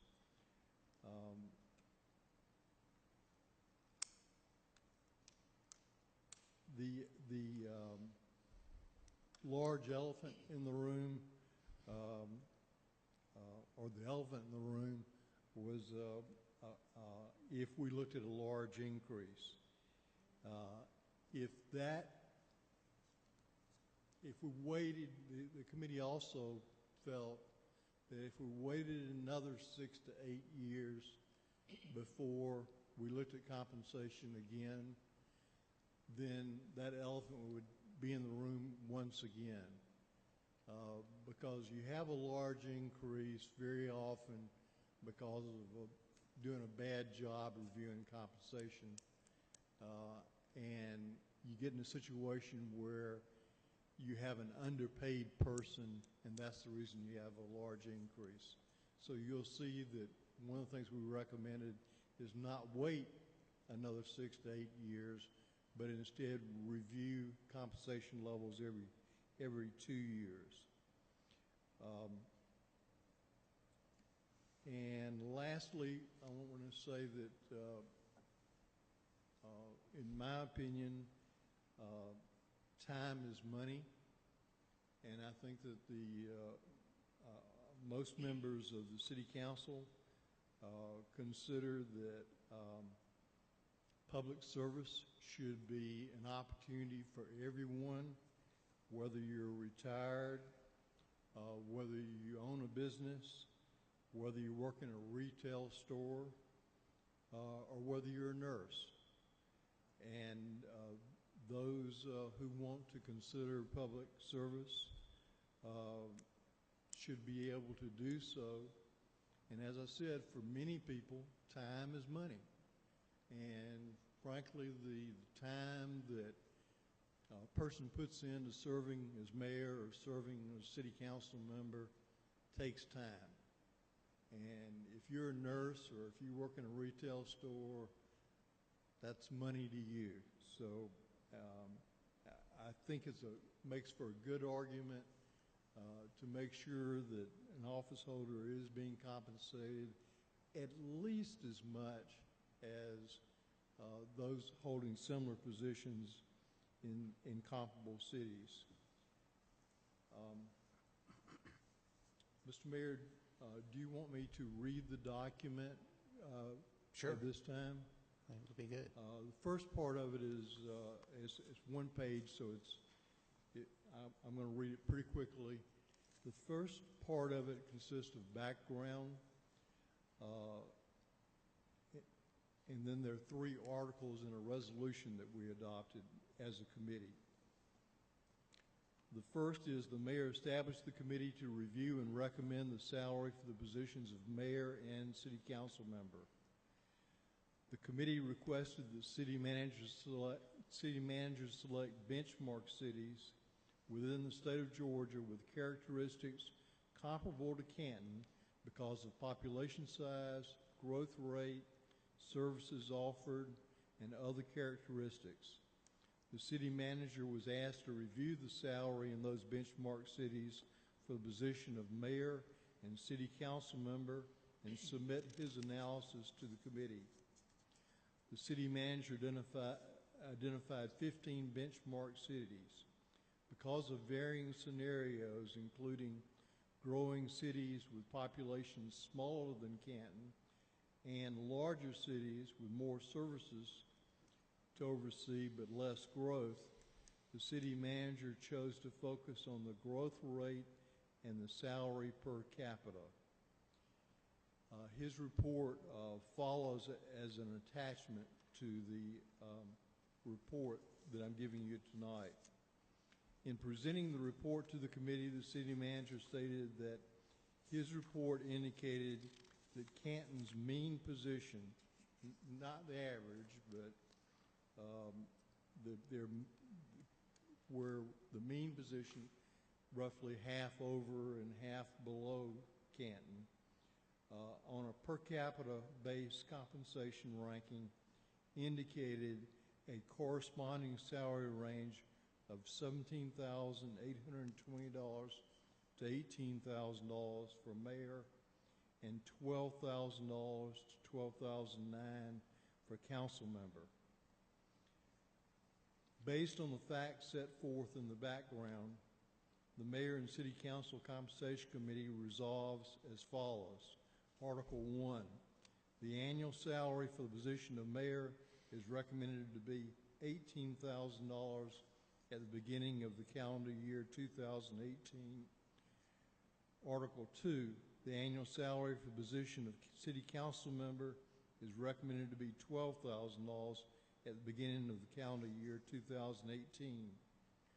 Article 3, the Compensation Committee recommends that the City Council should review again the compensation in the election year of 2019 and every 2 years thereafter. And, Mr. Mayor, that is the report from the committee. Thank you very much. Does anyone have any questions here for Mr. Burnett or any of the council members, actually? Thank you so much. Appreciate your participation and work on that. I mean, that's always a delicate issue to deal with, and yet it's one that needed to be dealt with. And I appreciate the work of the citizen members, Sean and Dennis, both of you, as well as the council members on that committee. Okay, so the council has that as a recommendation from the committee. It's my understanding that we have to have like three readings, or? There have to be public hearings, I think it is. There's 3 public processes. And this would be number 1. No, I think we have to advertise them. So Oh, okay. Tonight, you would need to vote to at least start the process. Okay. So that we know to start the process. Start the process, To be able to, we could do a vote in July.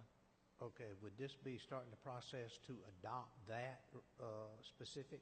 To get, well, you would have to say that you would want us to advertise that, Okay, those terms, so you'd be starting the process to get to a vote. okay, We just have to know what to put in the advertisement and okay. Mr. Russ? Bobby, posting this on the agenda does not consider advertising this item. No, there has to be specific advertisement, and, In the legal ads you're talking about? yes, Or not? in the newspaper. In that Thank you, newspaper. thank you. Okay. And we might have to have, I just don't remember the wording, whether it's just a public hearing or what. We might have to do a special time to be able to vote in July, and I think you'd have to vote at the latest by the work session in August, because you can't vote once qualifying starts. Right, okay. Okay, what's your pleasure? Shall we move forward with this, at least to the point of where we would end up voting for it? Then we need to go ahead and Do you proceed need, to you need a advertise? motion for that? Apparently, we do need to vote tonight on that. We need to know whether to start. I mean, you can shut it down now, or you can tell us to proceed, I make a not motion- committing to a vote, but I make a motion that we move this thing forward. Okay, do we have a second? Motion and a second. Any other discussion? All right, this is not a vote to put this into effect. We understand that. That still's got to be voted on at some later date prior to August, right? correct, after you hear public input. Okay. Okay. Any other discussion? If not, those in favor signify by saying aye. Aye. Opposed, no. All members voting for the motion. I'm sorry. Actually abstain. Okay. Okay, we got Mr. Goodwin voting yes, Mr. Russ voting yes, Mr. Yon voting yes, Mr. Grant voting abstaining, and Ms. McGrew voting no. Okay. All right. So motion carries, and we will proceed with the issue. Okay. Item F, discussion and possible action of a special event permit for Tom Dixon, Sky Rebels Model Airplane Club. Any discussion, questions about that at this point? Is there a motion to approve that? Could I ask a question? Sure. Are you recommending that we approve this? Have you reviewed this? I don't see a problem with it. I think it's an unmanned aircraft because there's not somebody behind the control of the actual aircraft. So we have an ordinance that says you can't do that, but it's just like camping in the park, you know. But it's not an unmanned aircraft, right? No, I mean, no. it's on a string. He's being tethered. It's not Okay. unmanned. Okay. Jack has something like that. Well, Jack? I was going to make a motion, but I didn't know. Carry on. You want to Make a motion that we do allow that. Second. have a motion to approve and a second. Any other discussion, Ms. McGrew? I do have a question. Chief Mitchell, do you mind if I ask you a question? Okay. I hope you do too. Are you okay with this? Does anything about the model airplanes flying in Etowah Park bother you? Does anything with public safety with it bother you? I can't hear you. Is there anything else the operator using common sense and safety measures that are applicable to what they're using wouldn't bother them? And also, by moving forward, they'll be putting together a special event permit application. All of our staff in the various departments would review that application, make any comments, any recommendations as it relates to safety or garbage or whatever it might be with the event. I think it's a great idea, and if Chief Mitchell doesn't see any problems with it, that makes me feel fine with it. Mr. Grant? As the city manager says, it's like camping. There's currently an ordinance, that we have an ordinance against that for our own citizens. And I have no issues with the event itself, but again, just with the precedents and the message we're sending our own citizens that we've told you can't fly drones and model airplanes in our parks, and then we let a group from outside the city come in and do just that. So again, I don't disapprove of the event. I disapprove of the exception. I think in that particular situation, and Mr. Dyer and I were talking about this a little bit during the camping thing, you know, if we have a bunch of citizens that come to us and say, hey, we'd like to fly our drones in the park, we could always come back to council and say, hey, we'd like to have a special event at the park and allow people to take their drones up and, you know, during this period of time, and we'll put a sign at the entrance of the park and let people know that's what we're doing at this particular time, date, location, and treat it like a true special event. I mean, I know our parks are being used extensively now, more so than ever. And Etowah is every weekend. It's, you know, there's so much going on there. And I know this doesn't close down the whole park, but my understanding is close everything inside the walkway, which would prohibit any sports or games or soccer games or any other things. So I have a little bit of issue of taking something away from our citizens, you know, even if it's just for a weekend, that they can, you know, that they can enjoy the park as they usually do that weekend. Again, I don't disapprove it. I'm just really on the fence. The precedent, again, kind of concerns me. So I know we can always vote not to do it again, but just feel like we're opening a door. I disagree that it's an unmanned. I think it's an open question. I think the city manager brought it to you because it's kind of a, but I mean, it's not any different than a kite. It's connected. It's just moving easily without the wind. I mean, so I'm not sure we're setting, if a citizen was out there flying one of these planes, I don't know that it'd be a violation. So otherwise, it's just a permit to occupy the park like every other event out there. But anyway, You're saying if a citizen has a tethered airplane out there? I think that's an open question. I think it's subject to interpretation, and I'm not sure it's an unmanned aircraft for the purposes we're talking about, which is drones and things that you are not controlling that are dangerous. And so, kind of like a growler shot, right? Kind of like a growler shot.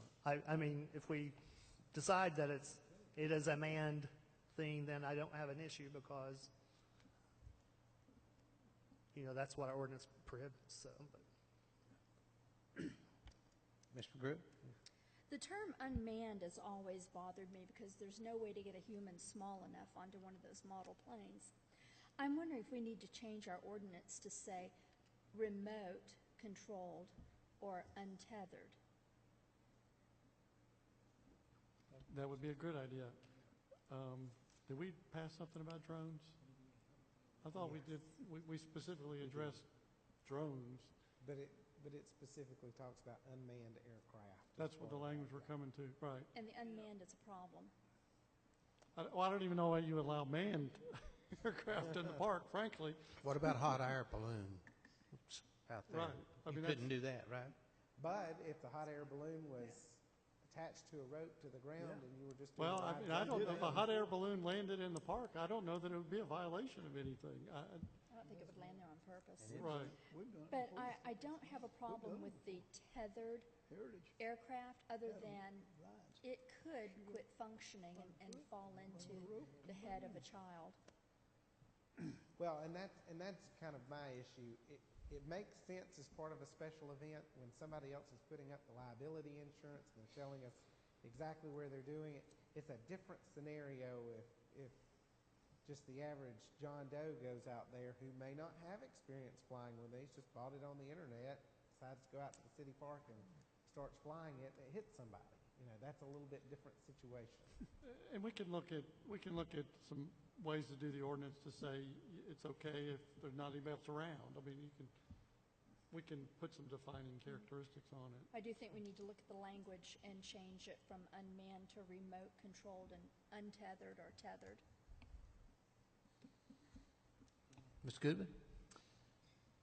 I think, you know, we're worried about a lot of things here that really, I've been to some of these events that are similar, and usually see a lot of participation from the public. I think they're really going to want to be there.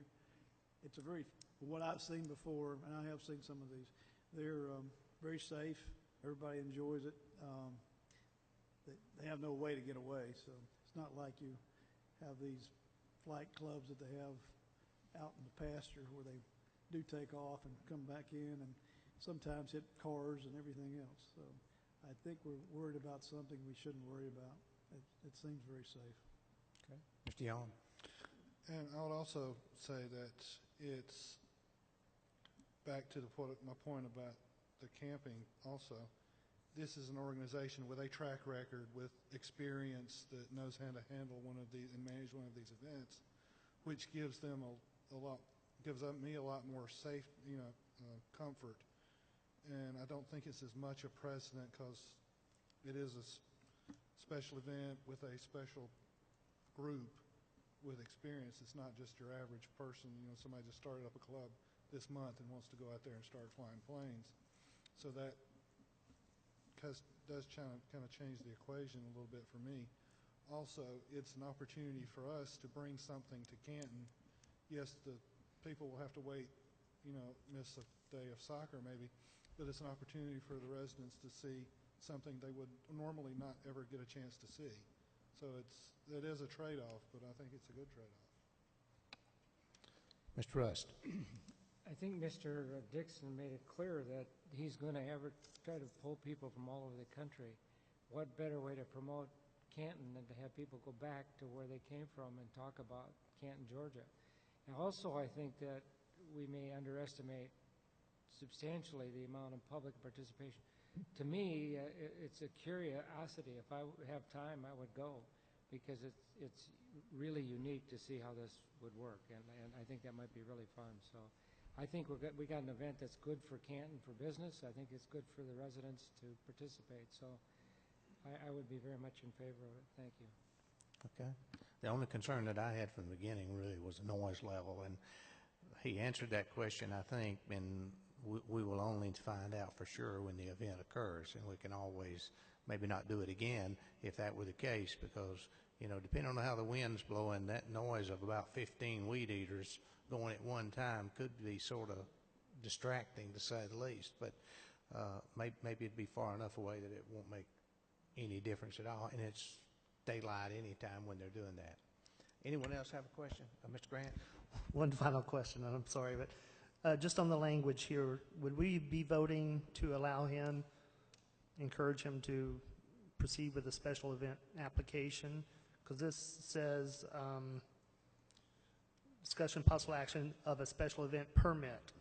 So we voted for this. We're actually voting to give him the permit without going through the process. No, I think the motion would be to approve it subject to meeting all other requirements for a special event. Okay. You're basically allowing staff to let it go through the same process that any application will go through. Mr. Goodwin, would that be your motion, what he said? Okay. We have a motion and a second. Any other discussion or questions? If not, those in favor signify by saying aye. Aye. Opposed, no? No. All members voting for the motion with exception of Mr. Grant voting no. Thank you. 4-1. Okay. Discussion and possible action of ordinance amendment, section 105-14, appeal from the Canton Zoning Board of Appeals decision, section 105-1403, appeal from Canton Board of Construction Adjustments and Appeals. Community Development Director Ken. Yes, sir, Mr. Mayor. The city attorney actually wrote the language for this amendment and had discussions with city council. This amendment would allow someone that is aggrieved of a decision by the Board of Zoning Appeals or the Board of Construction Appeals to submit a request for city council consideration to hear the case, and if city council chooses to, they could act on it instead of having to go to Superior Court. Adds an extra appeals level prior to Superior Court. Yeah. Mr. Grant? Motion to approve. Second. Have a motion and a second. Any other discussion or questions? If not, those in favor signify by saying aye. Aye. Opposed, no. All members voting for the motion. Thank you. Thank you, Ken. Item H, discussion and possible action of inter-dev proposals for GIS and IT services. Mr. Peppers. We presented these at the last meeting, and all we're requesting is the approval to enter into agreement with the projects for fiscal year 2017 for GIS at a cost of $23,500, and for the labor costs associated with 2017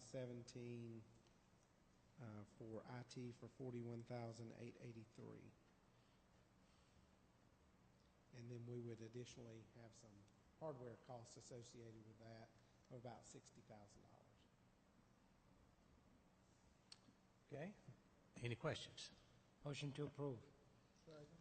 Have a motion and a second. Any other discussion?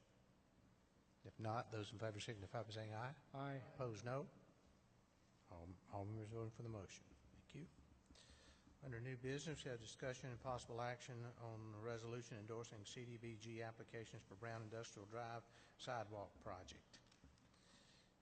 I had emailed the mayor and council about this and apologize for having a new business item that we need action on tonight, but as I made you aware in the email, we have CDBG application process for funding through the county.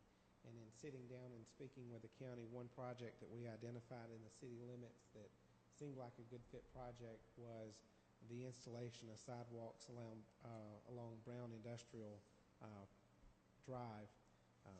We have reached an estimate with one of our current concrete companies that we've done some work with in the city of around $200,000 to install sidewalks on Brown Industrial on at least one side.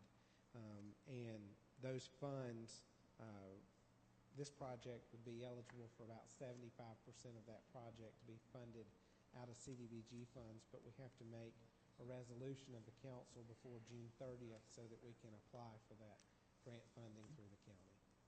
Happy to answer any questions. Again, I think I commented to your email. I think this is a wonderful idea. I've been talking about this issue ever since the park opened because it makes no sense to me that there are not sidewalks down to the park, and you can walk from the park all the way over to Heritage Park and up the sidewalks on Main Street. You can there's a 5-mile loop there, including Brown Industrial. The only difference is Brown Industrial doesn't have the sidewalk, and there are more and more citizens doing that every weekend, every afternoon. There are people actually walking in that road constantly. So I think it's a great idea. I think it's a great amenity for our citizens, and the fact that it would be a CDBG grant, I think it's a great application of that. So I would motion to approve. Second. We have a motion and a second. Any other discussion? I would like to say one thing is that I know we had talked earlier, this being a CDBG grant particularly so, we had talked about the possibility of doing something in Burge Park out Chrysler Street, which I think would have made an excellent project for the CDBG grant. I do understand the sidewalk project, and it is important. So I hope that we will try to find some funding to do something to the Burge Park as soon as we possibly can and make that a little better facility out there. It was fixed up many, probably 10 years ago or a little bit less than that, and yet it needs an awful lot right now. So let's try to look for something in that respect. Absolutely. All right, we have a motion and a second. Any other discussion? If not, those in favor signify by saying aye. Aye. Opposed, no. All members voting for the motion. Mr. Peppers? Just a couple of items. We have a budget meeting set for next Tuesday from 1 to 4 p.m. here at City Hall. You should have received a copy of the budget in front of you, Mr. Ingram. Additionally, at 4 o'clock that afternoon, we'll be having a meeting to talk about the sanitation proposals that came in, same location. We did receive last week 4 proposals for the accessibility playground equipment at Etowah River Park. I would like to ask Mayor and Council who would like to have the committee be to review those proposals, or do y'all want to review those proposals for that playground equipment? Like I said, there's 4. We could assign it to the Parks and Rec Advisory Board to bring a recommendation back to council for the July meeting. staff's already kind of looked at them. We have some ideas of which ones we think are better proposals, but to kind of have an open process, since we have a Parks and Rec board, or if there's, I know there's particular members of the council that have asked for that type of equipment as well, but. What are you asking, Billy? Tell me. Do you want to appoint a committee? Do the council want to be on the committee? Or do you want me to just let Parks and Rec Advisory Board bring back a recommendation? Is your staff recommended which one we should go with? Public Works Director and I, and Ms. Bell, in fact, opened up all the proposals and looked at them, and we kind of had two of the four that we felt like were the most responsive. You know, So was there ever a solution to which one of the two you want? we haven't decided. You want us to decide? Well, I think Do we need to should do have that some input tonight? in it. Do you want us to do this tonight? No, is it? I'm not asking you to decide tonight. Oh, okay. Okay. Ms. Grant? Well, I think to me, it's a great use of the Parks and Rec Board. I mean, we appointed those people to advise us. I think this would be at least, I mean, the council would still vote, I guess, on whichever contract we chose. Absolutely, we'd be awarding a contract. I mean, I would like them to take a look at it. You guys have looked at it and come back to us with a recommendation. Yeah. It's what we do Sounds on good. other contracts, but I think that's a great task for them. Anyone else? Okay. There was a mommy and me swing included in that, Ms. Do you have a McGrew. report? Do Yes. you have a report? Do you want to adjourn? Yeah. Motion? You through? You got anything else? The only other thing, and I have it, I'll pass it around. We did receive back from the state today a permit to allow us to change the speed limit on Reservoir Drive. Part of that process from the state, though, is that Department of Transportation has a signature sheet that requires each one of you to sign that document. So if you don't mind to sign that tonight, and we'll get with Ms. Wilson to get her signature so we can get that turned back into the state. That's all I have. Thank you. Motion Okay. to adjourn to executive session to consider matters of personnel and real estate. Have a motion second. All in favor signify by saying aye. Aye. Opposed, no. All members voting for the motion. We will not be coming back out for any vote.